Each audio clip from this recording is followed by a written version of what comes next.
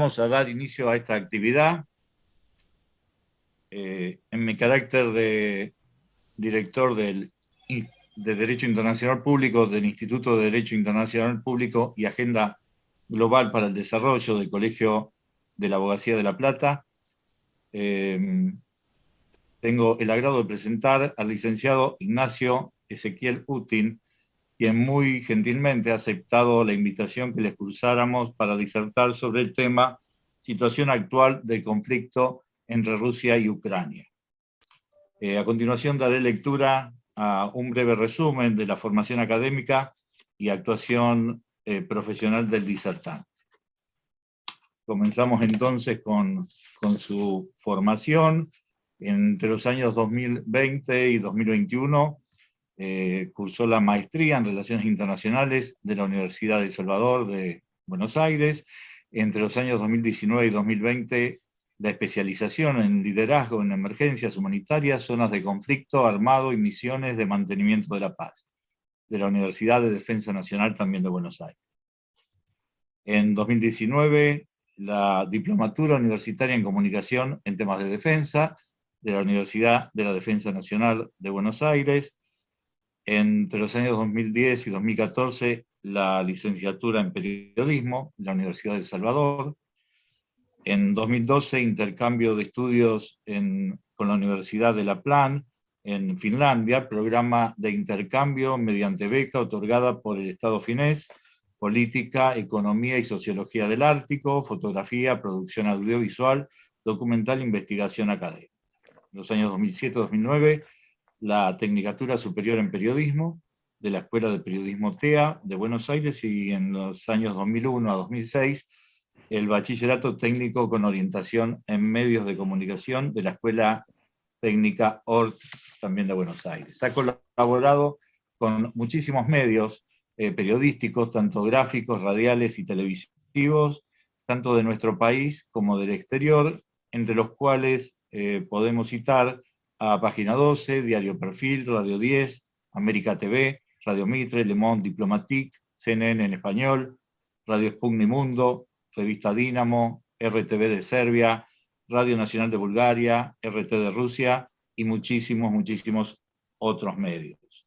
Es docente en los cursos Capacitarte desde enero de corriente año hasta la actualidad, en cursos de Relaciones Internacionales y Periodismo Internacional, el Centro para la Apertura y Desarrollo de América Latina, CADAL, de noviembre de 2020 a la actualidad, consejero consultivo para la región euroasiática, del Centro de Estudios Estratégicos de Relaciones Internacionales, CERI, de octubre de 2019 a la actualidad, coordinador del área de investigación, CERI Joven, en Infobae, desde enero de 2017 a la actualidad, Tiempo Argentino, 2016 a 2020, corresponsal, Análisis Internacional.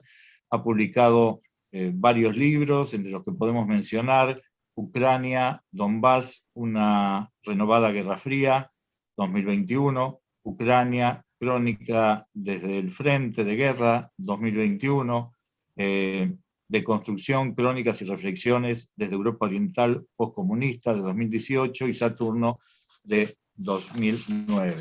Bueno, ha sido también disertante en diversos seminarios, cursos, jornadas. Bueno, es amplísimo el currículum del licenciado y solo he hecho un breve resumen del mismo. Vamos a cederle la palabra y lo vamos a escuchar con mucha atención. Si alguien quiere formular luego alguna pregunta, puede hacerlo por el chat y luego de la disertación le trasladaremos esas preguntas. Licenciado, adelante por favor. Buenas tardes. Antes que nada agradezco mucho la invitación, espero que me estén escuchando bien. Siempre corresponde chequearlo en este tipo de circunstancias. Voy a compartir pantalla y cualquier cosa me avisan si no se ve bien. Genial. Antes de ver cómo estamos en la actualidad, vamos a hacer un breve repaso de cómo llegamos a la actualidad.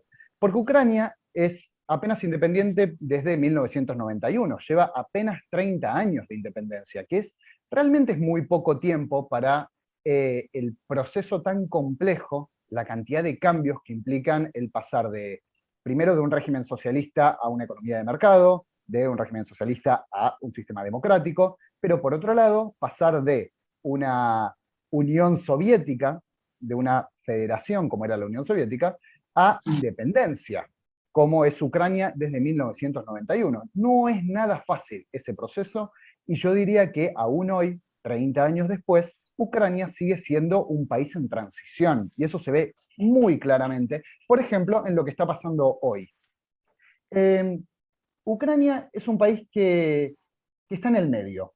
Es un país que tiene una ubicación geográfica muy importante porque siempre fue una frontera, siempre fue el límite del Imperio Ruso, de la Unión Soviética, de todo lo que viniera a separar a Moscú de Europa Occidental. De hecho, el origen etimológico de Ucrania es Kraina, y Kraina significa justamente frontera.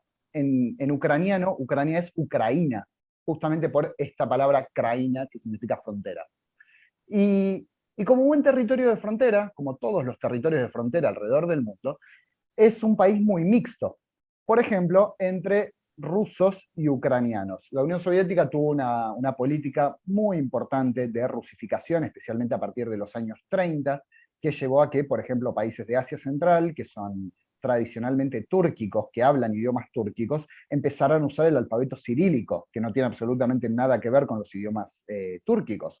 En el caso de Ucrania, se empezó a utilizar cada vez más el idioma ruso. Tanto es así que en la actualidad las provincias orientales, por ejemplo la provincia de Donetsk, que vemos aquí, espero que estén viendo el cursor, en la provincia de Donetsk el 90% de la población tiene por idioma nativo el ruso. Algo muy similar pasa en la península de Crimea. Aquí en este mapa vemos la división que existe en el país entre el noroeste, en toda esta zona en amarillo, que es donde se habla ucraniano, predominantemente, y el sudeste, donde se habla predominantemente ruso. Son dos idiomas distintos que tienen muchos puntos en común, que son de la misma familia, pero son idiomas distintos y es muy importante aclararlo. Ahora, este mapa de aquí abajo, vean que son muy similares.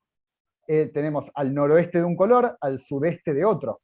Este es un mapa de las últimas elecciones presidenciales antes del inicio de la guerra, legislativas. Las últimas elecciones legislativas que hubo antes del inicio de la guerra empezó en el año 2014. Vean que son muy similares. Y si chequeamos todos los mapas electorales de Ucrania desde 1991 hasta 2014, el inicio de la guerra, vamos a ver que todos los mapas son muy similares.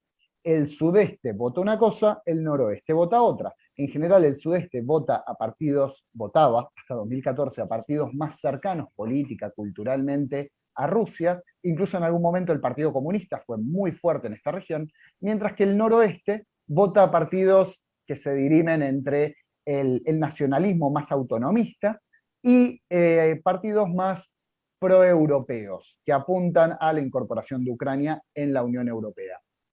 Esta división es muy clara e insisto, se ve en todos los mapas electorales, tanto presidenciales como legislativos, desde 1991 hasta 2012, antes de la guerra. Ahora sí. Este mapa muestra, por un lado, las elecciones presidenciales, las últimas elecciones presidenciales antes de la guerra, las elecciones de 2010, y por el otro lado, se superpone con las protestas. ¿Cómo llegamos a esas protestas? En principio vamos a hablar de quién ganó las elecciones del 2010 y por qué es importante. Como ven, el que ganó estas elecciones, que se llamaba Viktor Yanukovych, ganó predominantemente en el sudeste. Eso nos da una pauta de que venía de una región más prorrusa, más cercana política y culturalmente a Rusia, y esa era no solo su lógica, sino la lógica de su partido, el partido de las regiones. Viktor Yanukovych ganó en 2010, fue presidente hasta 2014. Pero el punto de quiebre es noviembre de 2013. Ese es el punto inicial para tratar de entender qué es lo que pasa hoy.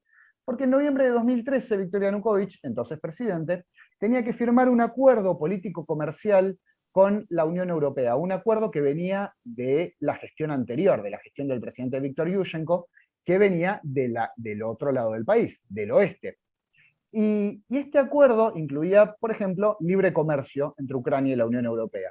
El problema es que el acuerdo con la Unión Europea era mutuamente excluyente con un acuerdo que Ucrania ya tenía con Rusia, que era su principal socio comercial. Es decir, el presidente tuvo que elegir entre preservar a su principal socio comercial o acercarse a la Unión Europea.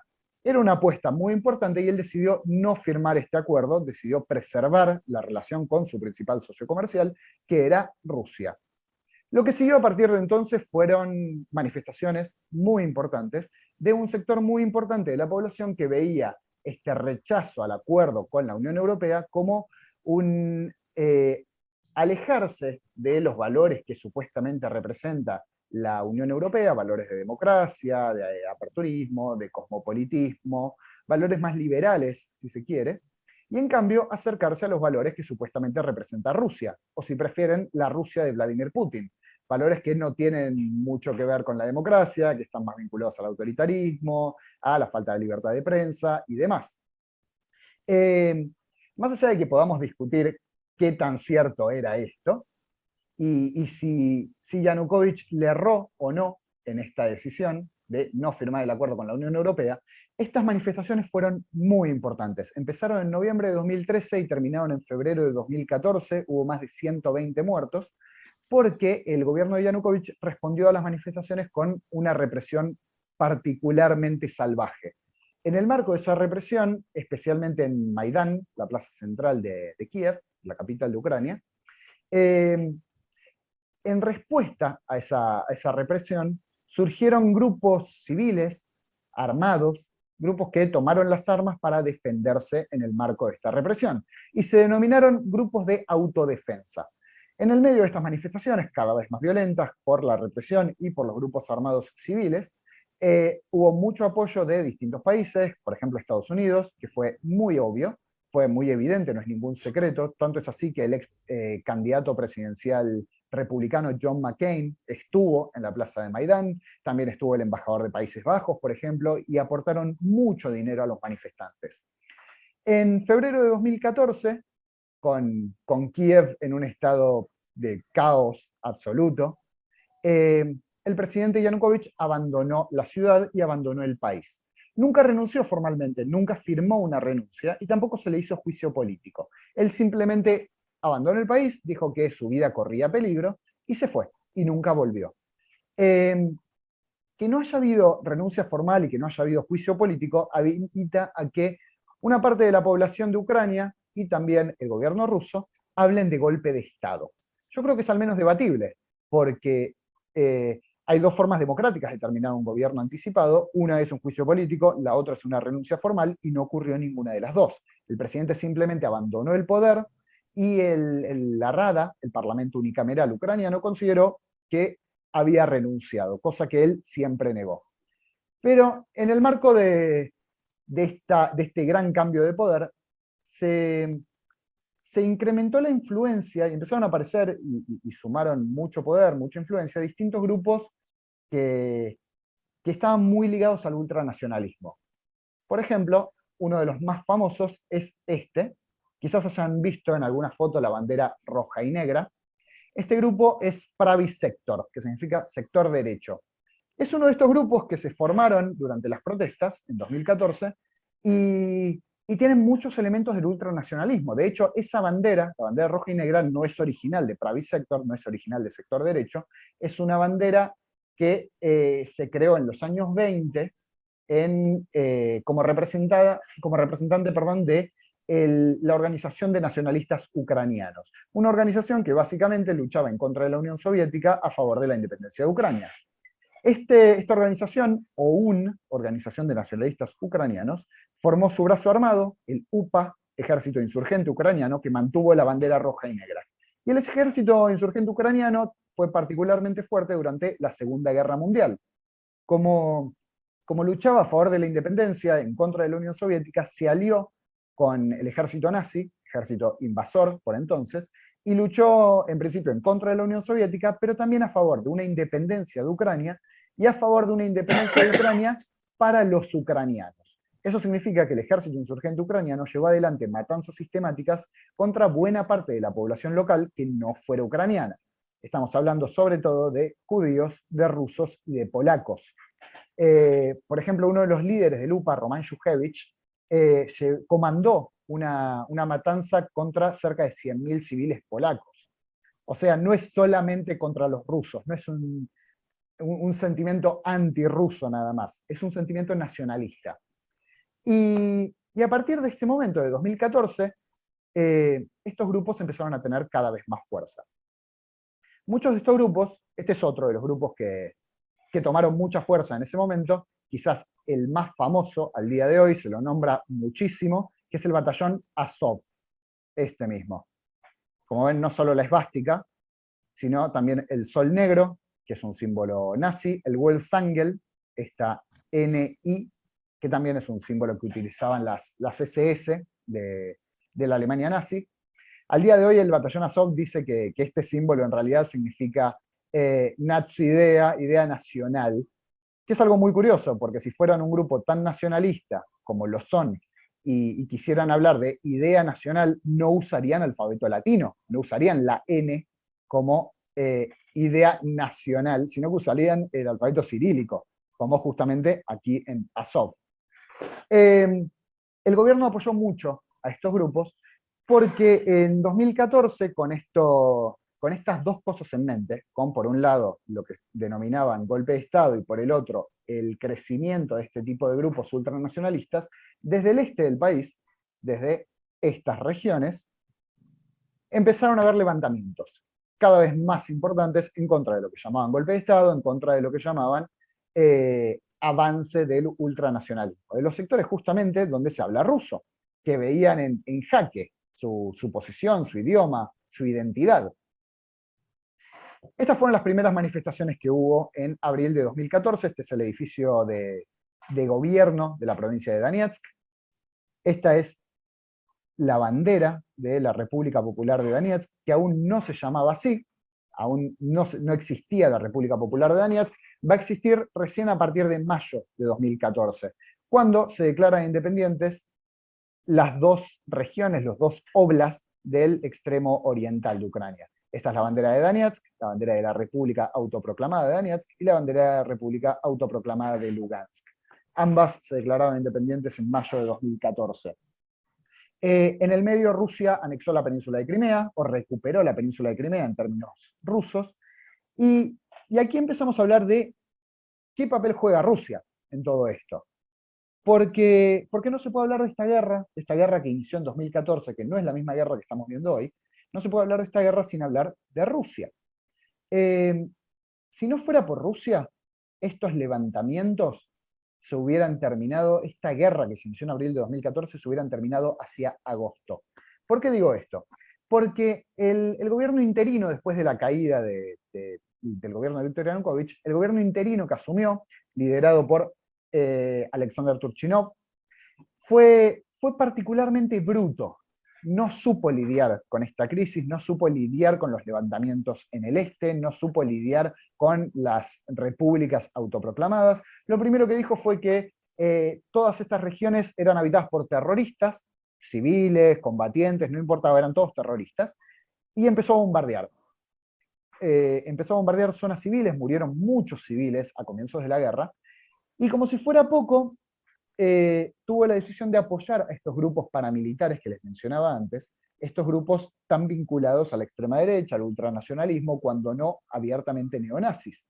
Básicamente porque el gobierno ucraniano, el Estado ucraniano, no tenía fuerzas armadas como para enfrentar una guerra, no estaba preparado. En cambio, los grupos paramilitares tenían su propia financiación, tenían su propio armamento, tenían muchísima más motivación que cualquier soldado raso, muy mal pago y con pésimo armamento muy antiguo. Tenían motivación, tenían armas, tenían dinero, eran todos puntos a favor para el gobierno. Entonces los apoyaron. Casi todos estos grupos paramilitares eventualmente se incorporaron a las Fuerzas Armadas, por ejemplo, el batallón Azov, del cual se ha hablado mucho en las últimas semanas porque tiene su sede en Mariupol, una de las ciudades más afectadas por la guerra. Pero Pravy Sector, el grupo paramilitar más grande que existió en Ucrania desde 2014 hasta hoy, nunca jamás se incorporó a las Fuerzas Armadas. Sigue siendo un grupo autónomo, tiene cerca de 10.000 miembros, y es tan importante que hasta tiene su propia colonia de vacaciones para chicos. que es algo bastante extraño. Ahora, ¿cómo llegamos a la actualidad?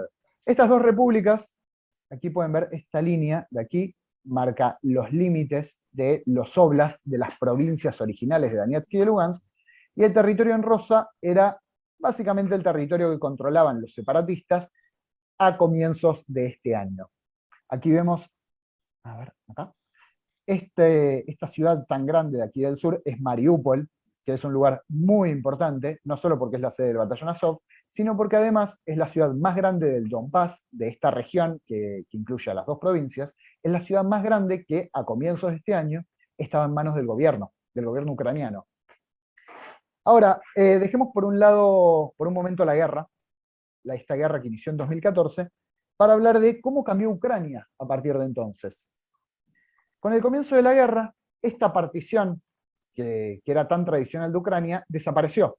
Básicamente porque este territorio dejó de ser controlado por Ucrania, este territorio dejó de ser controlado por Ucrania, los bastiones más fuertes de los sectores prorrusos, políticamente prorrusos, desaparecieron. Ya no se pudo votar en Crimea, ya no se pudo votar en Donetsk, ya no se pudo votar en Lugansk.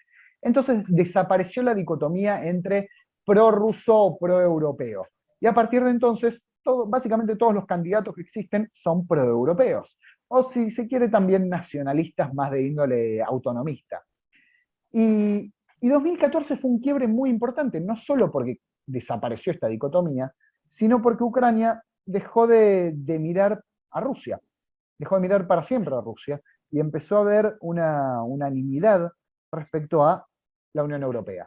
A partir de entonces, Ucrania empezó a mirar cada vez más que nunca hacia la Unión Europea, hacia la OTAN. De hecho, en 2019 cambió su constitución y desde entonces hay un mandato constitucional, más allá de quién gobierne, más allá de quién gane elecciones, hay un mandato constitucional para intentar incorporarse tanto a la OTAN como a la Unión Europea. Esto es muy importante. En septiembre de 2014, perdón, un punto más también importante de este periodo, es que decía antes que Rusia era el principal socio comercial de Ucrania, pero a partir de 2014, con el inicio de la guerra, con la anexión de Crimea y demás, se desplomaron las relaciones comerciales entre Ucrania y Rusia, y Ucrania finalmente terminaría firmando este acuerdo político-comercial con la Unión Europea. El problema es que al día de hoy, el incremento en las relaciones comerciales, con el intercambio comercial con la Unión Europea, aún no ha logrado compensar la caída del Producto Bruto Interno, no solo por la guerra, sino por la debacle en las relaciones comerciales, en el intercambio comercial con Rusia. En otras palabras, Yanukovych tenía razón al preservar a Rusia como principal socio comercial, más allá de los asuntos políticos.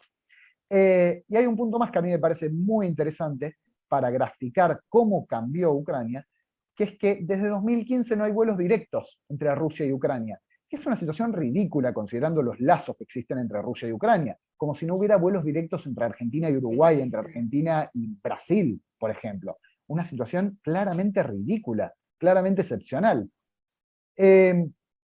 Por otro lado, este quiebre también marcó un cambio muy rotundo en las políticas de Ucrania. Se proscribieron los partidos comunistas, existían 3 partidos comunistas en Ucrania hasta entonces, los 3 fueron proscriptos. Se igualó al comunismo con el nazismo, y así como está prohibido reivindicar al nazismo, está prohibido reivindicar al comunismo. Y además se llevó adelante un proceso de 2015 a 2017 que se llamó descomunización. Este proceso implicó la destrucción de monumentos, el cambio de nombre de 50.000 calles, de más de 10.000 pueblos, de no me acuerdo cuántas ciudades, y el desmantelamiento oficialmente, aunque esto no sea cierto, oficialmente se desmantelaron absolutamente todos los monumentos que existían a Vladimir Lenin en Ucrania. Me consta que esto no es cierto, pero oficialmente eso es lo que dijo el gobierno. Eran 1.720 monumentos y oficialmente desmantelaron todos. Ahora, vamos a hablar un poquito más de actualidad. En septiembre de 2014 hubo un primer acuerdo de cese al fuego, que fue el acuerdo de Minsk I, y en febrero de 2015 el segundo acuerdo, que fue Minsk II, ambos firmados justamente en la ciudad de Minsk, la capital de Bielorrusia. Estos acuerdos fueron promovidos por los líderes de Francia, en ese momento François Hollande, la canciller alemana Angela Merkel, una representante de la Organización para la Seguridad y Cooperación en Europa, la OSCE, los presidentes de Rusia, Vladimir Putin, y de Ucrania, Petro Poroshenko, además de los líderes de las dos repúblicas autoproclamadas, Igor Plotnitsky y Alexander Sakharchenko. No nos importa qué fue de la vida de ellos, a Sakharchenko lo mataron en un atentado, a Plotnitsky le hicieron un golpe de Estado, no importa qué pasó con su vida, porque en estas dos regiones de Donetsk y de Lugansk hubo caos, hubo muchísimas peleas internas por poder, por dinero y demás, y siempre se acusó a los ucranianos cuando en realidad fueron disputas internas cada vez que mataron a algún comandante. No solo a Sakharchenko le hicieron atentado, también a muchos otros líderes políticos y militares del Donbass. Todos murieron, todos en circunstancias muy curiosas. Los acuerdos de Minsk implicaban, en principio, un cese al fuego inmediato.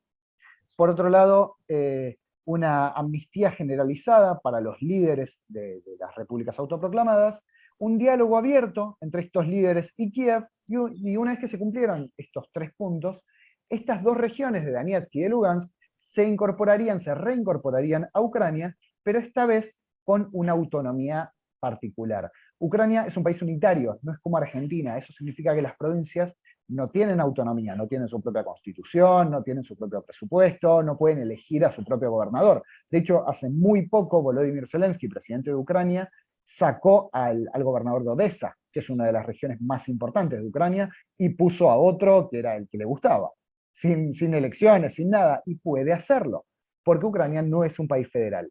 Ahora, el gran problema de Minsk, que nunca se aplicó, nunca se cumplieron estos dos acuerdos, es que buena parte de la población de Ucrania consideraba que darles autonomía, diálogo, amnistía y la autonomía que mencionaba antes, a los terroristas, a lo que consideraban terroristas, era premiarlos, era capitular, era rendirse en el medio de una guerra.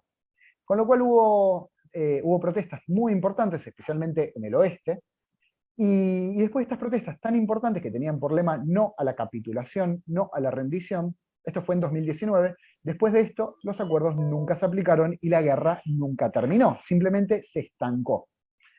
Ahora, ¿cómo llegamos al hoy? ¿Qué tiene que ver todo esto que está pasando con el hoy? Rusia usa como una de las excusas para justificar su invasión del pasado 24 de febrero, que los acuerdos de Minsk nunca se cumplieron. Y tiene razón. En ese punto Rusia tiene toda la razón. Ucrania nunca quiso cumplir con los acuerdos de Minsk. Nunca.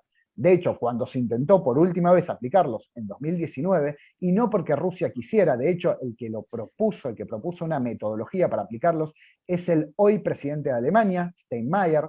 No tiene nada que ver con Rusia, es el presidente de Alemania. Las protestas fueron tan importantes que nunca se aplicaron. Entonces, cuando Rusia dice que a Ucrania nunca le interesó terminar con la guerra, tiene razón. Es cierto, Ucrania nunca quiso terminar con esta guerra, porque no le servían los acuerdos de Minsk, que no importa si le servían o no, fueron acuerdos que Ucrania firmó. Si no le gustaban, podría tranquilamente convocar al grupo de Normandía, al grupo de Francia, Alemania, Rusia y la misma Ucrania, además de la OSCE, para plantear un nuevo acuerdo, un nuevo tratado. Pero no importa, no pasó. Ahora, hay otro punto importante que no hemos mencionado hasta ahora, que es la OTAN. Desde 1999 hasta el día de hoy, la OTAN prácticamente duplicó sus miembros, pasó de 16 a 30. Los 14 nuevos miembros son casi todos de Europa Oriental y Balcanes, salvo Malta, pero Malta no nos interesa porque es un país demasiado pequeñito.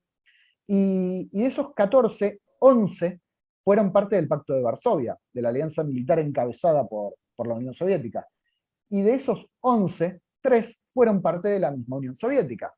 Entonces Rusia, que tiene una lógica respecto a sus relaciones internacionales muy tradicionalmente ligada al realismo, a los intereses vitales, a la seguridad, ve este crecimiento de la OTAN como una amenaza, ve este crecimiento de la OTAN como una provocación. Porque convengamos que la OTAN nació en 1949 en el marco de la Guerra Fría, de una naciente Guerra Fría, y nace en un contexto muy particular. con la Unión Soviética del otro lado. Después se formaría el Pacto de Varsovia, aún más grande, y la OTAN nace como una organización defensiva en el marco de la Guerra Fría y con el Pacto de Varsovia. Sin Pacto de Varsovia, sin Guerra Fría, sin Unión Soviética, Rusia pregunta por qué se sigue expandiendo la OTAN. Y no se lo pregunta ahora, no es algo de 2022, es algo que viene desde los 90. Entonces el punto central de Rusia no es por los acuerdos de Minsk. Los acuerdos de Minsk son una excusa, porque el punto central de Rusia es un replanteo de las políticas de seguridad y defensa del continente europeo que fueron planteadas en los 90, cuando Rusia venía de la disolución soviética, cuando no podía cuando no podía establecer ningún tipo de demanda, no podía reclamar nada, no podía hacer básicamente nada, porque era un país extremadamente debilitado y al borde del colapso. Por ejemplo, por las guerras en Chechenia, la del 94 y la del 99. Pero con Putin en el poder la cosa cambia, porque Vladimir Putin no es Boris Yeltsin, es un líder fuerte y es un líder que tiene la obsesión de devolver a Rusia a la mesa grande de la política internacional, a el lugar hegemónico que tenía la Unión Soviética y que Rusia en los 90 perdió, esa década en la que Rusia dejó de ser Rusia. Entonces, cuando Putin reclama en contra del avance de este crecimiento, de esta expansión de la OTAN, que él ve como una amenaza, como una provocación, y la OTAN no le responde, a Rusia, a Putin, no le gusta nada. Y lo cierto es que lo viene diciendo hace 20 años, desde que asumió, hace más de 20 años, desde que asumió a fines de 1999, a principios del año 2000, siempre habló de esta provocación del oeste, del occidente, siempre habló de, especialmente en los últimos años, habló de que Occidente no debería cruzar líneas rojas. ¿Y qué quiere decir con estas líneas rojas? Ya no es solo la expansión de la OTAN como una amenaza a la seguridad nacional de Rusia, porque Rusia ve a la OTAN como una amenaza, como una organización rival que puede atacar en cualquier momento. De la misma forma que, no sé, Israel puede ver a Irán, por ejemplo, como una amenaza, o puede ver a Siria. Y aquí uno podría decir, sí, la diferencia es que Siria ha atacado a Israel y la OTAN no ha atacado a Rusia. Y es cierto, es absolutamente cierto, la OTAN nunca atacó a Rusia, nunca, ni siquiera atacó a el Pacto de Varsovia. La OTAN nunca atacó a regiones cercanas a Rusia. Pero no importa, Rusia lo interpreta así, digamos que será la visión de Rusia y punto. La pregunta clave es, ¿por qué Ucrania? Si dijimos que 11 miembros del Pacto de Varsovia se sumaron a la OTAN, 3 miembros de la ex Unión Soviética se incorporaron a la OTAN, ¿por qué ahora? ¿Por qué Ucrania? ¿Cuál es el problema de Ucrania que no tiene Estonia, por ejemplo? Que Estonia era parte de la Unión Soviética y hoy es parte de la OTAN, y de la Unión Europea, y de la zona Schengen, y de la zona euro. ¿Cuál es el problema con Ucrania? Bueno, que Ucrania, además de ser una frontera, además de ser el país más grande de Europa en términos geográficos, sin contar a Rusia, que es un país bicontinental, además de eso, es un país extremadamente ligado cultural, política, históricamente, étnicamente, en términos religiosos, desde todo punto de vista es un país muy ligado a Rusia. De hecho, Rusia, Ucrania y Bielorrusia tienen exactamente el mismo origen, exactamente en el mismo lugar, en la ciudad de Kiev, que es muchísimo más antigua que Moscú, es casi el doble, tiene casi el doble de antigüedad que Moscú. Los 3 países nacieron en el Kiev de Rus, en el Rus de Kiev, que fue el primer protoestado eslavo de la región.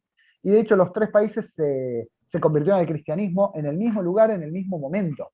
Entonces ya no es solo una amenaza a la seguridad de Rusia, sino que es una amenaza al orgullo nacional de Rusia.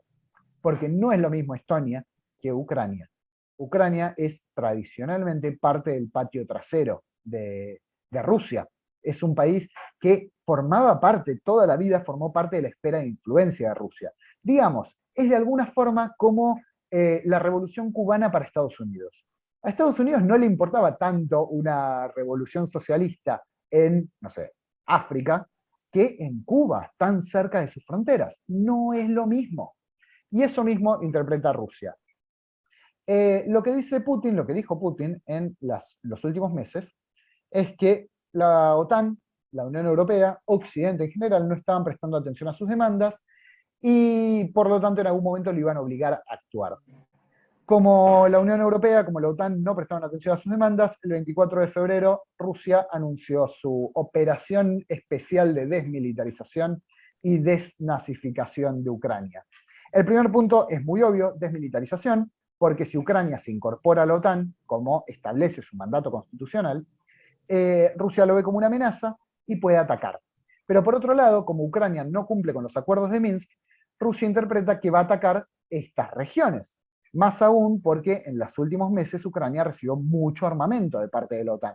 Entonces Rusia dice, Ucrania va a atacar en cualquier momento las regiones de Donetsk y de Lugansk, donde no solo viven gente que habla ruso, sino que desde 2019 los ciudadanos de estas regiones pueden recibir ciudadanía rusa. Más de 1 millón de personas de estas regiones, que son legalmente ciudadanos ucranianos, tienen además pasaporte ruso, con lo cual para Rusia significa defender a sus propios ciudadanos, no solo a quienes son étnicamente similares o los que hablan ruso igual que los rusos de la Federación Rusa, son ciudadanos de la Federación Rusa. Y por otro lado, el tema de la desnazificación. Rusia considera que este proceso que se inició en 2014, que llevó a que estos grupos como Azov o como Pravy Sector tuvieran mucho poder, implicó también una relectura histórica, el auge de la reivindicación, más que el auge, la reivindicación de grupos como el UPA, este ejército insurgente ucraniano del cual les hablaba antes, de figuras como Roman Yushevich, este líder del UPA del cual les hablaba antes. De hecho, el año pasado se inauguró un estadio Roman Yushevich, y para que no se queden con la idea de que es propaganda rusa y nada más, Gianni Infantino, presidente de la FIFA, salió a criticar a Ucrania porque llamaran a un estadio Roman Yushevich por un colaborador del nazismo. Lo dijo Gianni Infantino, que no es ruso, ni es prorruso, ni nada parecido. Y de hecho, en este proceso de relectura histórica, se premió en forma póstuma a muchos miembros del UPA o de la OUN, del Ejército Insurgente Ucraniano, de la Organización de Nacionalistas Ucranianos, y no solo Rusia protestó, Israel protestó, Polonia protestó, muchísimas organizaciones judías protestaron. No es solo propaganda rusa, quiero que esa idea quede clara. Existen grupos neonazis, existen grupos muy peligrosos en Ucrania, existen sin lugar a dudas. Ahora, cuando Rusia habla de desnazificar, les está dando una entidad a estos grupos que definitivamente no tienen. ¿Es un problema? Sí, claro que son un problema estos grupos. Absolutamente son un problema porque tienen armas y porque tienen ideas de ultraderecha, nacionalistas, muy violentas, muy antisemitas, muy racistas. Claro que son un problema, absolutamente lo son. Pero de ninguna forma tienen el poder que les atribuye Rusia. De hecho, todas estas organizaciones que se formaron en 2014 como agrupaciones paramilitares tuvieron su ala política, casi todas. Pravy Sector, por ejemplo, tuvo su propio partido político. Y si al día de hoy juntamos a todas estas organizaciones, a todos estos partidos políticos, desde la centroderecha, si se quiere, hasta la ultraderecha, el ultranacionalismo, el neonazismo, a todos esos grupos los unimos, entre todos esos grupos, hoy por hoy tienen una sola banca de 450 en el Parlamento. Una sola banca. Eso da una pauta de que no tienen demasiado apoyo. De ninguna forma tienen el poder que les atribuye Putin. Así que vamos a dejar de lado el punto desnazificación y vamos a centrarnos en lo que le importa a Rusia. Lo que yo creo que realmente le importa a Rusia, que es qué pasa con Ucrania. A Rusia, en 2014, con la caída del gobierno de Yanukovych, le preocuparon sus intereses. Y sus intereses eran básicamente tres. Por un lado, las relaciones comerciales con Ucrania. Decía antes que Rusia era el principal socio comercial de Ucrania. Temía Rusia que esas relaciones comerciales se desplomaran, cosa que pasó. El segundo punto, muy importante, era este punto: la base naval de Sebastopol en la península de Crimea. La base naval más grande de Rusia en el Mar Negro. Este territorio, Crimea, pertenecía a Ucrania desde 1954, se lo cedió Nikita Khrushchev. Cuenta la leyenda que en una noche de mucha bebida, y porque Khrushchev además era ucraniano, había estudiado en Ucrania, había estudiado justamente en Donetsk, dicho sea de paso, y por eso Rusia dice que la recupera la península de Crimea en 2014, porque le correspondía. Pero el punto central era era la base naval de Sebastopol, que desde 1991 Rusia le alquilaba este territorio a Ucrania, pero con el cambio de gobierno, Rusia temió que eso se perdiera. Entonces, uno de los puntos centrales para explicar la invasión a Crimea y eventual anexión a Crimea es justamente la base naval de Sebastopol. Y el tercer punto, fuera de Crimea y fuera de las relaciones comerciales, era los sectores de la población, si se quiere prorruso, si se quiere étnicamente ruso, y si no, los rusoparlantes, que representan más o menos al 30% de la población de Ucrania, y que, como vemos en este mapa, están justamente en el sudeste del país. A Rusia le preocupaba que desapareciera el Partido de las Regiones, el partido de Viktor Yanukovych, que era muy cercano a Rusia, que era el partido principal prorruso, y le preocupaba además que el nuevo gobierno vetara una ley de cooficialidad del idioma ruso en regiones en donde se hablara, lo hablara por idioma nativo al menos el 10% de la población. Esa ley eventualmente se vetó, y al día de hoy los habitantes de, por ejemplo, de Donetsk, donde, insisto, el 90% de la población tiene el ruso como idioma nativo, no pueden estudiar en ruso, no pueden ser juzgados en ruso, por ejemplo, porque no es idioma oficial, el único idioma oficial es el ucraniano. Con todo esto en mente, Rusia invade el 24 de febrero porque lo denomina una suerte de guerra preventiva, algo así como lo que dijo Bush en 2003 a la hora de invadir Irak, con las tan famosas armas de destrucción masiva. Rusia ataca porque cree que van a atacar. No necesariamente Ucrania iba a atacar territorio ruso, pero sí, según Rusia, iba a atacar el Donbass, en donde, como dijimos antes, hay cerca de 1 millón de ciudadanos rusos, legalmente ciudadanos de la Federación Rusa. Entonces Rusia ataca. Por supuesto que una guerra preventiva va en contra del derecho internacional, absolutamente está en contra de todo. Por ejemplo, el embajador ruso en Buenos Aires hace poco publicó un artículo en un diario muy importante que decía que esta invasión, esta operación especial, era según el artículo 51 de la Carta de Naciones Unidas. El artículo 51 dice que se puede atacar siempre y cuando te ataquen, básicamente. Y en una guerra preventiva no hay ataque. Hay simplemente un ataque preventivo, con lo cual es completamente ilegal. También podemos debatir qué pasa con la autodeterminación de los pueblos, que es un punto muy importante. Rusia recalca que en la península de Crimea se privilegió la autodeterminación de los locales, que hubo un referéndum que fue legal, y que los locales votaron a favor de la independencia, lo cual estaba previsto en la Constitución ucraniana porque Crimea era una república autónoma, es el único territorio autónomo de Ucrania, entonces podía hacerlo. Y después de declararse independientes, a los pocos días pidieron ser parte de Rusia, pidieron ser anexados a Rusia. Rusia dice que eso fue completamente democrático, eso no es cierto, de ninguna forma fue un referéndum democrático. Y de la misma forma Rusia dice que los referéndums independentistas en Donetsk y Lugansk fueron también democráticos, y yo digo, de ninguna forma fueron democráticos, absolutamente, no fueron para nada democráticos. Entonces, considerando que esta es una charla con gente de derecho, me parece interesante tener estos puntos en cuenta. Lo que tiene que ver con la autodeterminación de los pueblos, la integridad territorial, que es, por ejemplo, lo que Argentina absolutamente siempre privilegia como política de Estado. Argentina no puede reconocer de ninguna forma ni a estas dos repúblicas como países independientes, ni a Crimea como parte de Rusia. Argentina privilegia la integridad territorial, tanto de Ucrania como de Serbia, como de Georgia, como de Moldavia, o de China, por solo nombrar algunos países que tienen movimientos secesionistas o regiones que el Estado central no controla. Así llegamos al día de hoy. Rusia avanzó desde la península de Crimea hacia el norte, desde territorio ruso y territorio de Bielorrusia, aquí hacia el sur, y obviamente también desde el este hacia el Donbass.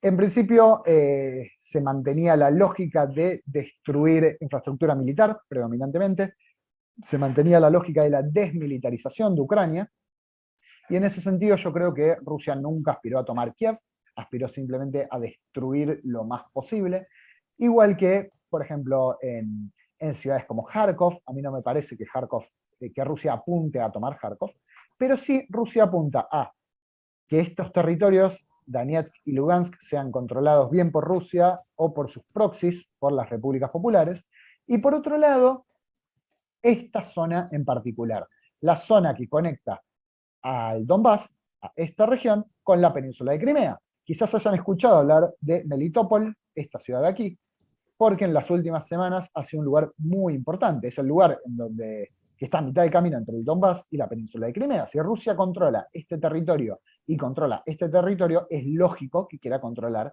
esta costa, para controlar todo el mar de Azov, este mar de aquí que tiene salida al Mar Negro, justamente por el estrecho de Kerch, en donde Rusia construyó este puente, el puente más largo de Europa y que Ucrania considera ilegal.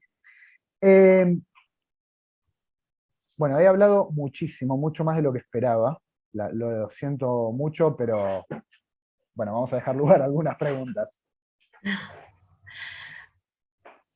Bueno, ahí les decía que pueden ir haciendo preguntas ahí. A ver qué me dice Cristian David.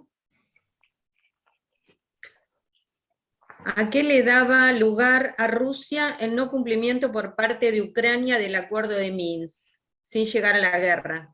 Claro. Bueno, pasa lo que pasa con cualquier incumplimiento de un tratado.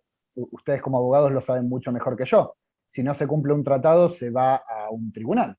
Se puede ir a la Corte Internacional de Justicia, se puede ir al Tribunal Europeo. Rusia no lo hizo. De hecho, hay en este momento 2 casos de Ucrania contra Rusia en la Corte Internacional de Justicia.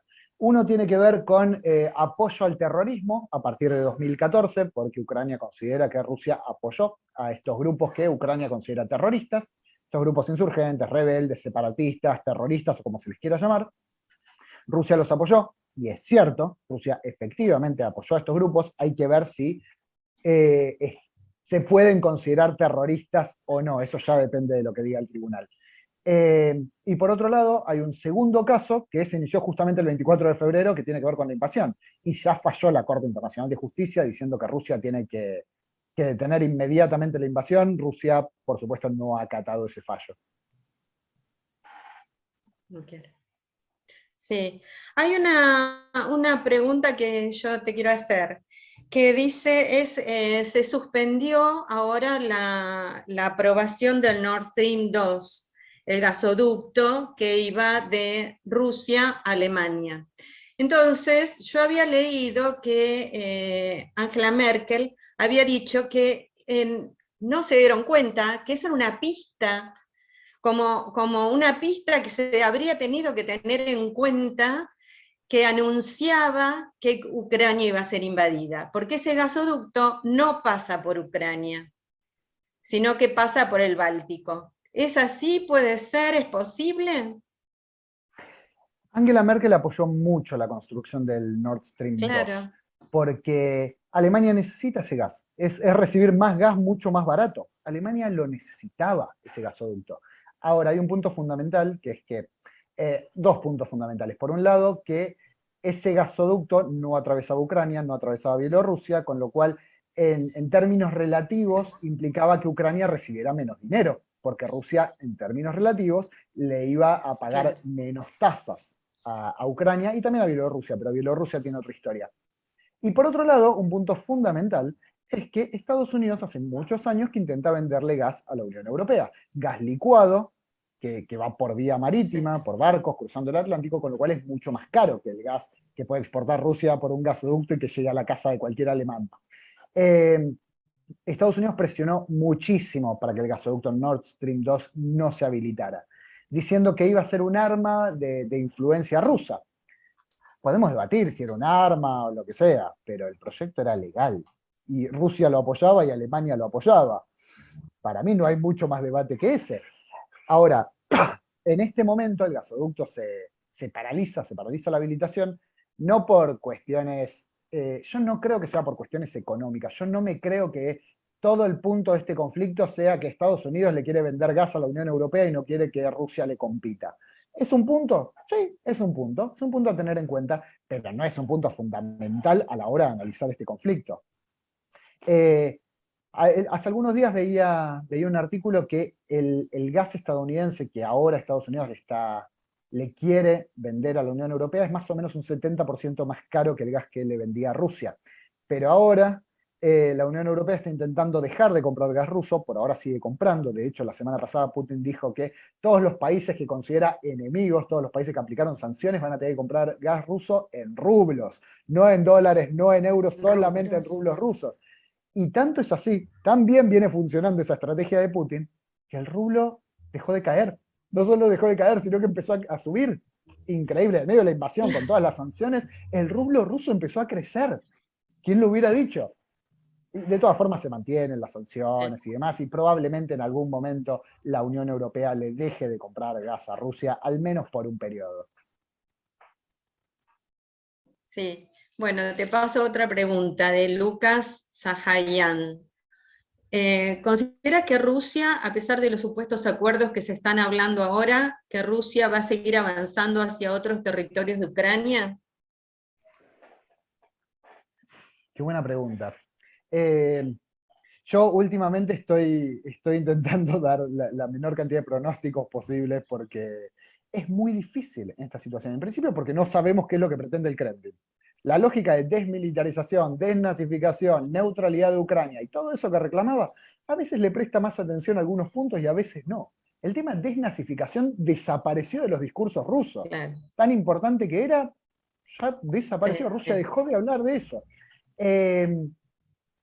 Yo creo, mi idea, al menos en este momento, es que Rusia no aspira a controlar territorio por fuera del Donbass, por fuera de la península de Crimea y por fuera de esta línea de la costa que les mostraba antes que conecta la península de Crimea con el Donbass.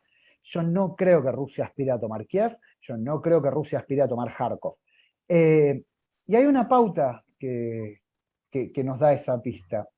Cuando Estados Unidos invadió Irak, cuando la OTAN invadió Irak en el 2003, llevó a algo así como 300.000 soldados para un país como Irak, que es muchísimo más chico que Ucrania. Ucrania, decía antes, es el país más grande de Europa. Rusia tiene más o menos en este momento 120.000 soldados, más o menos, para tirar un número. Menos de la mitad de soldados para controlar un territorio muchísimo más grande que Irak. Es imposible. Es imposible. Es imposible controlar Ucrania, es imposible dominar todo el territorio ucraniano. E incluso es imposible dominar la mitad de Ucrania. La zona al este del río Dnieper, de este río que parte en dos a Ucrania, entre este y oeste, y que de alguna forma es el límite entre, para hacerlo muy simple, los que hablan ruso y los que hablan ucraniano. Rusia no puede hacer eso. Entonces yo creo que a esta altura Rusia aspira a debilitar mucho a Ucrania, que de alguna forma ya no se pueda discutir si Ucrania puede o debe ser parte de la OTAN o no, porque la única discusión posible a esta altura va a ser cómo reconstruir Ucrania, cómo reconstruir su sistema político, cómo reconstruir su sociedad, cómo reconstruir su producción, cómo reconstruir su país en general. Ese va a ser el punto fundamental. Entonces, por un lado, creo que apunta a destruir, y por el otro, apunta a controlar estos territorios. Que estos territorios del Donbass, y obviamente la península de Crimea, pero tiene otra historia, que los territorios del Donbass funcionen para Ucrania de la misma forma que funcionan Abjasia y Osetia del Sur para Georgia, o Transnistria para Moldavia, territorios que el Estado central no controla, y que funcionan para Georgia o para Moldavia como un lastre. Como una forma de que, primero, no se vayan muy lejos, porque si se alejan demasiado, mirá que yo tengo tropas en esta zona. Rusia tiene tropas en Abjasia, tiene tropas en Osetia del Sur, tiene tropas en Transnistria. Si Moldavia, si Georgia se alejan demasiado, esas tropas se pueden movilizar, no hay ningún problema. Entonces funcionan como un lastre, para que Georgia, Moldavia o Ucrania no se alejen demasiado. Yo creo que Rusia aspira a eso, pero también creo que Rusia aspira a un debilitamiento de Ucrania. En ese sentido, Rusia no tiene ningún apuro. Yo no me creo que Rusia esté perdiendo esta guerra. Si Rusia no tomó Kiev, es porque no quiere tomar Kiev. Rusia tiene más de 6.000 ojivas nucleares, tiene el mayor arsenal nuclear del mundo. Si Rusia quiere destruir Ucrania, lo destruye en media hora. Y por esa misma razón la OTAN no se involucra en esta guerra, porque la OTAN es la principal alianza militar del mundo, tiene 30 miembros de los países más importantes del mundo, pero Rusia tiene el mayor arsenal nuclear del mundo. Y nadie quiere una guerra abierta entre Rusia y la OTAN, que sería en principio catastrófico para Ucrania, pero además para toda Europa y, ¿por qué no, para todo el resto del planeta? Para el mundo. Sí. Acá Javier dice, ¿cree usted que existe una manipulación mediática por parte de los medios de comunicación con este conflicto? Por supuesto. Por supuesto. No es ninguna casualidad que las primeras sanciones se hayan aplicado, por ejemplo, sobre medios rusos. Yo no estoy acá para defender a RT, yo no estoy acá para defender a Sputnik, yo no estoy acá para defender a la agencia TASS. Los medios rusos son del Estado ruso. Rusia es un país, tiene un gobierno autoritario, tiene un gobierno que democrático no tiene absolutamente nada, donde no existe, prácticamente no existe ni la libertad de prensa ni la libertad de expresión en general. No estoy acá para decir, RT dice la verdad y como dice la verdad lo callan, censuran la verdad. De ninguna forma voy a decir eso. Ahora, las narrativas se construyen, y más en una guerra. Cuando, no sé, por ejemplo, imaginemos algo. No, perdón, se me ocurre un mejor ejemplo. Hace algunos días, hace unos 10 días, quizás lo hayan visto en los medios porque salió en todos lados, se bombardeó un shopping en el norte de Kiev. Quizás lo hayan visto porque fue un shopping que lo destruyeron completamente, aparte de un shopping muy grande, salió en todos lados. Y obviamente los medios occidentales, si se quiere, dijeron, qué terrible Rusia, ¿cómo va a atacar un shopping? Una zona civil donde había civiles, un centro comercial, qué terrible. Yo lo dije en redes sociales, yo dije exactamente lo mismo, qué terrible, ¿cómo Rusia va a atacar un shopping? Al otro día salió, y no por medios rusos, salió hasta en La Nación, que definitivamente La Nación no tiene nada de prorruso, que ese shopping tenía armamento ucraniano. Y que de hecho se había atacado ese shopping porque un chico ucraniano había publicado en TikTok, en la red social TikTok, imágenes de vehículos militares ucranianos en ese shopping. No lo estoy diciendo yo, lo dijo el Ministerio de Defensa ucraniano, no lo está diciendo RT. Entonces, ¿se manipula información? Sí, claro que se manipula información. Y el problema no es solo que se manipula información, el problema es que decir, che, se atacó un shopping, y no está bueno que se ataque un shopping, pero era un blanco militar. Era un blanco militar, y en una guerra un blanco militar es un blanco. Se puede atacar un blanco militar. No es, por más que sea un shopping, no es un blanco civil, no es un crimen de guerra atacar un shopping que tiene infraestructura militar, que tiene vehículos militares. El problema es que decir algo así, hoy por hoy se traduce en muchos aspectos, en muchos lugares, en muchos espacios, como, pero estás apoyando a Rusia, estás apoyando la invasión rusa. Ese maniqueísmo no permite de ninguna forma analizar la guerra. Por ejemplo, la invasión de Putin, la invasión de Rusia a Ucrania, que incluye muchísimos crímenes de guerra, muchísimos denunciados desde Amnistía Internacional, investigados por la Corte Penal Internacional, no solamente lo dice, no sé, el New York Times.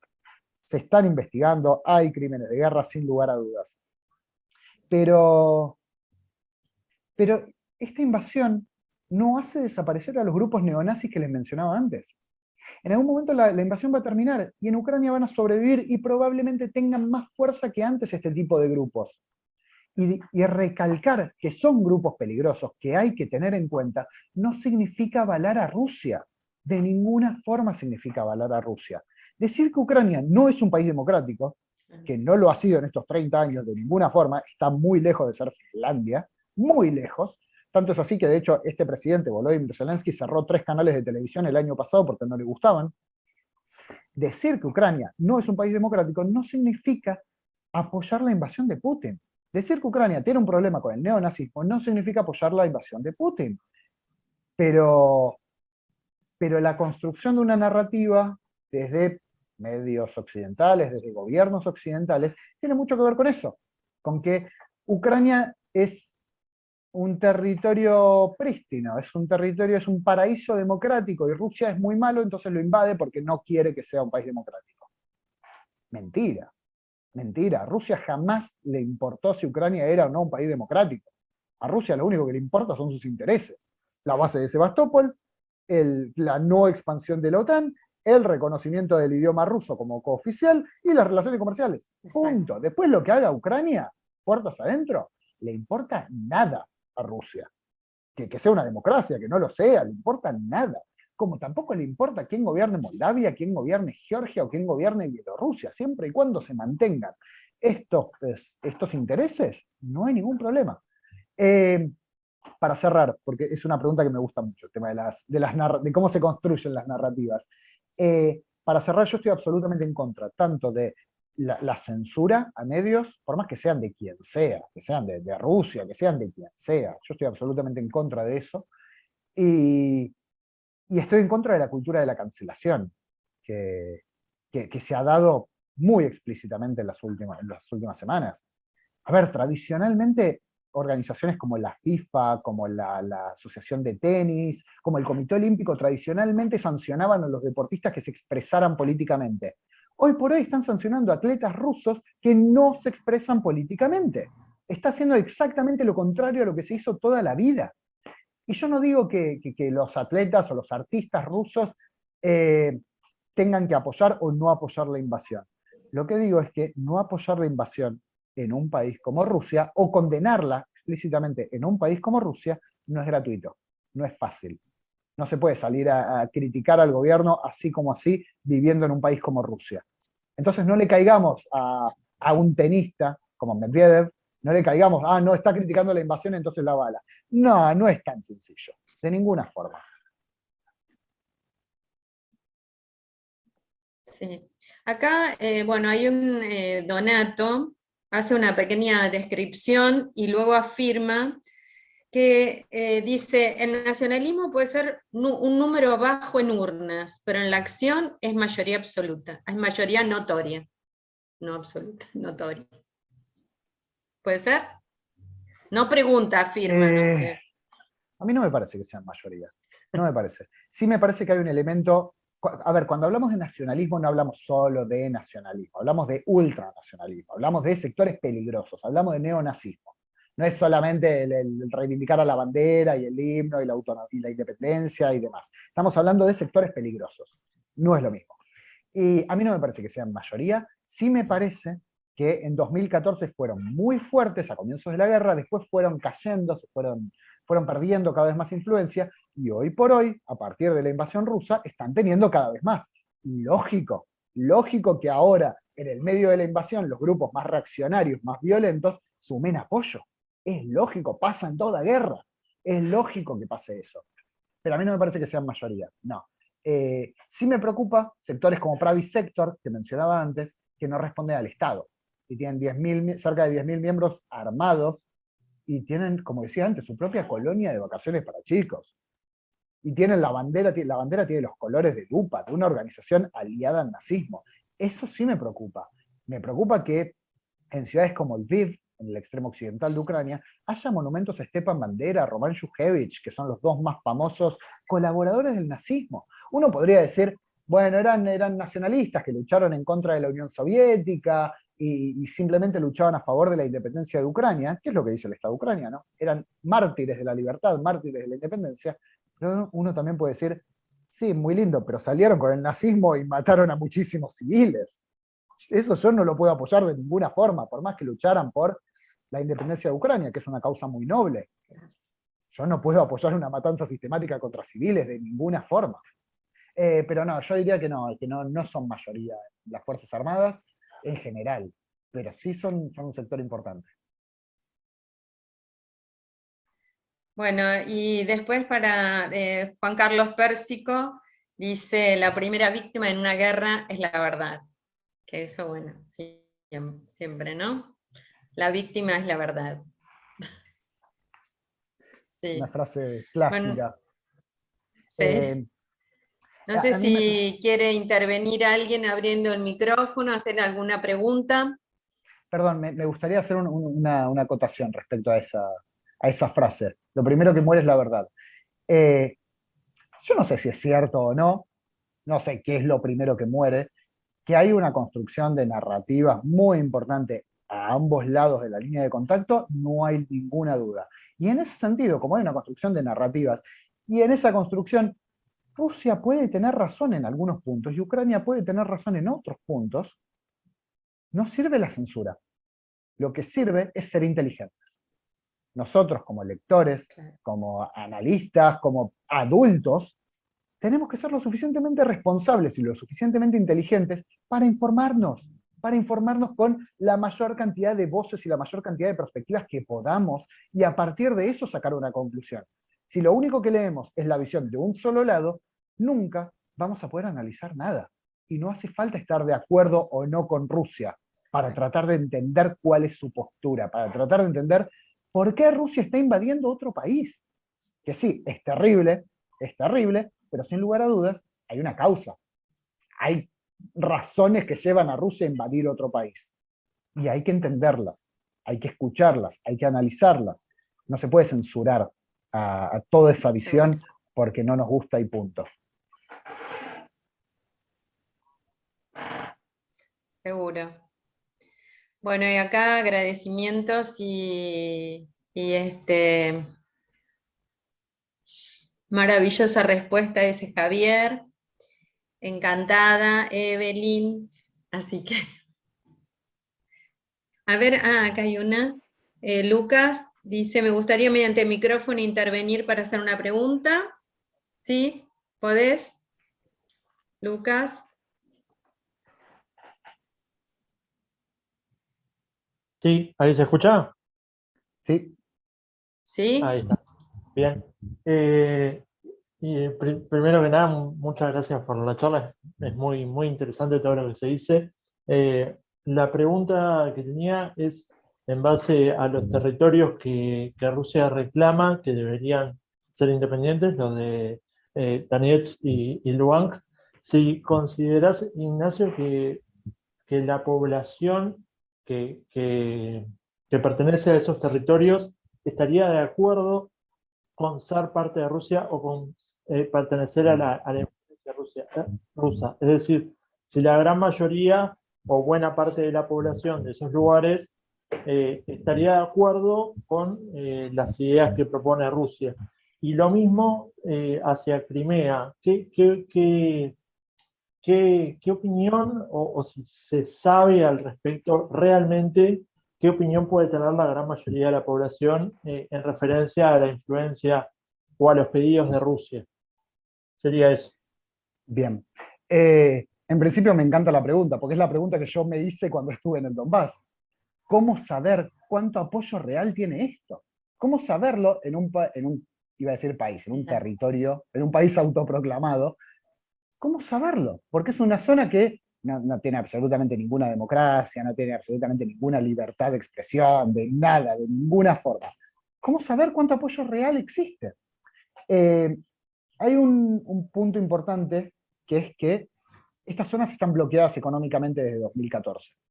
Además, son territorios no reconocidos, son territorios a los cuales el Estado ucraniano no llega. Eso significa que los jubilados no pueden recibir jubilaciones, los pensionados no reciben pensiones, las universidades públicas cerraron, después pasaron a la órbita de las repúblicas autoproclamadas, pero en principio cerraron. Todo lo que dependía del Estado ucraniano cerró, porque el Estado ucraniano no alcanzó, desde 2014 no pudo alcanzar estas zonas, no pudo hacer nada en estas zonas. Por eso en esta zona tampoco se votó en las elecciones desde 2014 para acá en Ucrania, tanto en 2014 como en 2019. Y como es una zona bloqueada económicamente, con muy poca democracia, con muchos problemas y una guerra, además, mucha gente se fue. ¿Cuánta gente se fue? No tenemos idea. No sabemos porque no hay censos, no hay consultas, no hay encuestas, no hay nada. Más o menos se calcula que se fueron alrededor de la mitad de los habitantes del Donbass. De los 4 millones que había, hoy quedan más o menos 2 millones. Ahora, los que no se fueron, se quedaron por 2 razones. Una es porque, bueno, no es fácil irte de tu casa, de tu familia, de tu trabajo, de tu vida, de tu ciudad, y más aún cuando el Estado ucraniano no apoya. El Estado ucraniano nunca apoyó a quienes quisieran irse de estas 2 repúblicas autoproclamadas hacia el oeste de Ucrania. Nunca, ni trabajo, ni subsidio, ni nada. Y los que se quedaron eran o los que no se pudieron ir, o los que están realmente a favor de esto. Entonces, claro que hoy, en términos de porcentaje, es mucha más la gente que apoya que al principio de la guerra. Porque los que se quedaron son, en general, los que más apoyan. El caso de Crimea es distinto porque Crimea tiene una historia completamente distinta. El territorio de Crimea prácticamente no tenía población ucraniana, casi toda la población era o étnicamente rusa o tártara, y los tártaros son un pueblo túrquico musulmán, en su gran mayoría son musulmanes. En Crimea había muchísimo apoyo al secesionismo y a la anexión, muchísimo. Tanto apoyo que a mí siempre me llamó la atención que ese referéndum no fuera democrático. Rusia, ¿para qué necesitaba los famosos hombrecitos verdes que invadieron la península y que después que tomaron edificios públicos y que llevaron adelante el referéndum? ¿Para qué lo necesitaba si de todas formas ese referéndum iba a ser a favor de la independencia? No me cabe ninguna duda. En el caso del Donbass es distinto. En el Donbass no había apoyo al secesionismo, nunca lo hubo. De hecho, las primeras manifestaciones que hubo a comienzos de la guerra, en contra del golpe de Estado y todo eso, apenas movilizaban 10.000 personas. Y 10.000 personas puede sonar a mucho, pero en una ciudad como Donetsk, que tenía 1,5 millones de habitantes, 10.000 personas no es nada, no mueve la aguja. De ninguna forma había un apoyo importante. Después lo hubo, después cada vez más, sobre todo en el marco de una guerra. Porque si tu presidente, el presidente ucraniano, dice que vos sos terrorista, que tus vecinos son terroristas, que los empleados de la universidad son terroristas, que los médicos del hospital son todos terroristas, todos los empleados públicos, todos los habitantes del Donbass son terroristas, y encima ataca zonas civiles, y la verdad es que no te dan muchas ganas de apoyar a Ucrania. Probablemente te den más ganas de apoyar al separatismo, que por lo menos desde lo narrativo te defiende.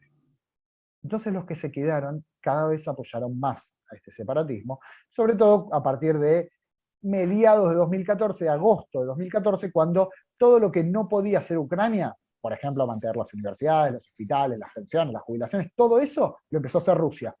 Rusia empezó a mandar dinero. No es casual que en esta zona no se usen grivnas ucranianas, sino que se usan rublos rusos, porque no hay acceso a los bancos ucranianos, no se puede usar tarjetas de crédito ucranianas. Ucrania cortó todos los lazos, y esos lazos fueron recompuestos por Rusia. Entonces hoy hay un apoyo importante, porque se fue la población y porque Rusia, además de recomponer estos lazos que rompió Ucrania, además regala pasaportes, regala ciudadanía rusa a toda esta zona. Ahora, ¿qué pretenden? ¿Qué pretenden los habitantes de esta zona? Si quieren ser independientes, si quieren ser parte de Ucrania o quieren ser parte de Rusia. Es una excelente pregunta y la verdad es que no tengo mayor respuesta. Yo me he cruzado, hablé con muchísima gente y siempre hice exactamente la misma pregunta y me encontré de todo. En términos generales, la respuesta más común es no me importa. No me importa si somos parte de Ucrania, parte de Rusia o somos independientes, lo único que me importa es que termine la guerra. Esa fue la respuesta más frecuente que escuché. Pero mucha gente dice que como países independientes no se pueden sostener, lo cual es bastante cierto. De hecho, a las pruebas me remito, los antecedentes de estos últimos 8 años demuestran que estas dos repúblicas no son independientes, dependen de Rusia, dependen de los aportes rusos. Sin los aportes de Rusia no pueden sobrevivir, ni económicamente, ni políticamente, ni militarmente.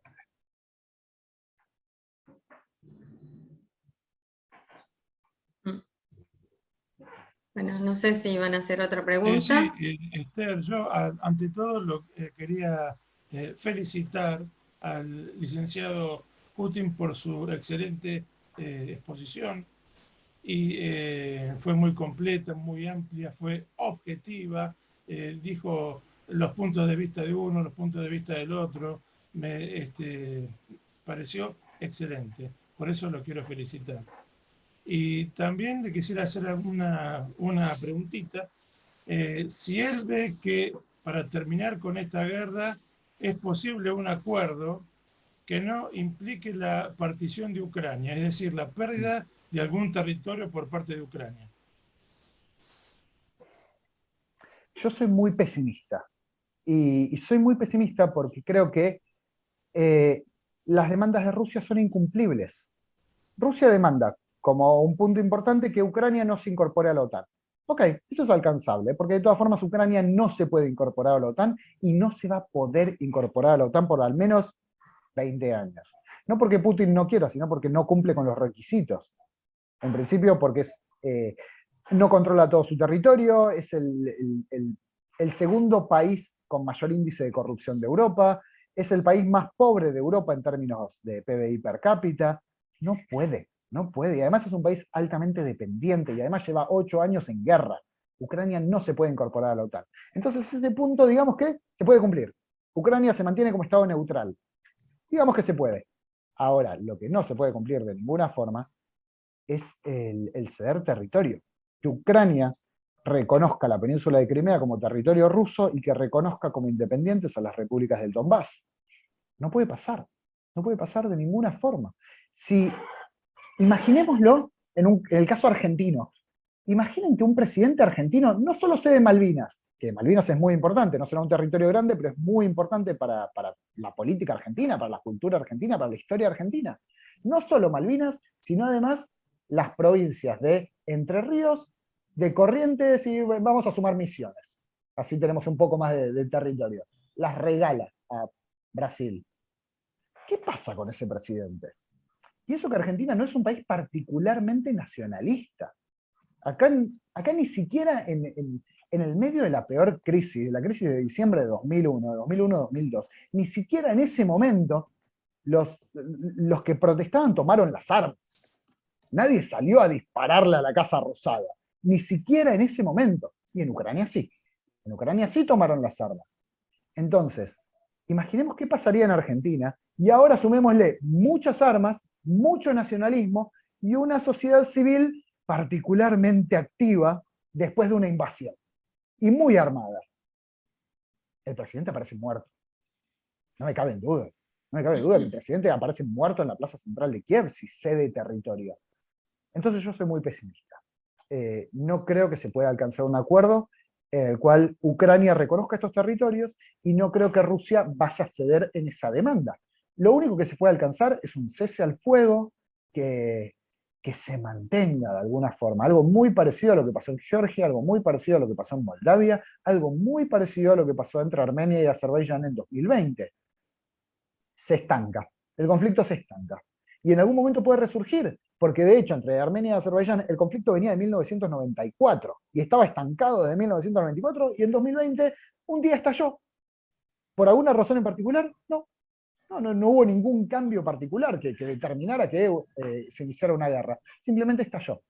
Entonces me parece que ese es un escenario viable.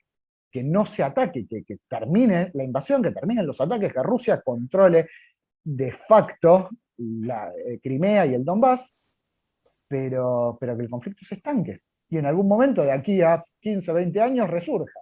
¿Quién sabe? Como en Georgia, como en Moldavia, como en Armenia y Azerbaiyán. Pero que haya un acuerdo de paz estable, yo no lo veo de ninguna forma. Muchas gracias. Bueno. Daniel, ¿querés cerrar? Bueno, quiero agradecer nuevamente al licenciado Utin por esta exposición, felicitarlo por la claridad, brillantez, el mensaje que nos ha brindado para que reflexionemos, para que pensemos, para que analicemos con pensamiento crítico este conflicto, y aún más allá de ese mensaje contra la censura, contra las concepciones cancelatorias muchas veces apresuradas y en vigencia cotidiana, que no podemos permitir como ciudadanos libres, como libres pensadores. Así que esta presentación ha sido, sin menoscabar ninguna de las previas que hemos tenido a lo largo de los 20 años que estamos aquí en el instituto, ha sido una, si no la más brillante que hemos tenido, y por eso quiero felicitarle y pedirle a todos los asistentes un aplauso para quien ha expuesto hoy este mensaje. Bueno, muchas gracias.